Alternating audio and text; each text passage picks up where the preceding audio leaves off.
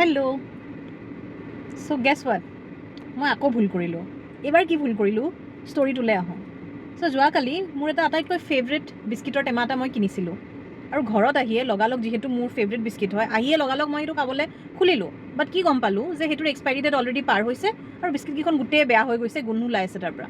So' my immediate reaction was I was very frustrated. মোৰ খং উঠিছিলে যে সিহঁতে এনেকুৱা এক্সপাইৰী ডেট যোৱা বস্তুনো কিয় বিকিছে।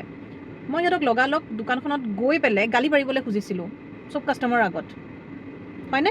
আমাৰ খং উঠিলে আমি কিবা এটা দেখুৱাই দিব খোজোঁ। But then what I did, মই নিজকে ভাবিলোঁ সেইটো সময়ত মানুহ মাত্ৰেই ভুল ন, কিবা কাৰণত বিস্কিটটো থ'লেই বাৰু, বাট এতিয়া কৰিব কি পাৰোঁ। মই তাৰপিছত তেওঁলোকক মেছেজ কৰিলোঁ শ্ব'য়িং দেম দেৰ mistake. And to my surprise, মই এক্সপেক্টো কৰা নাছিলোঁ সিহঁতে সেই বিস্কিটৰ পইচাটো মোক ঘূৰাই দিলে, ৰিফাণ্ড কৰিলে। দে ট'ল্ড মি চৰি।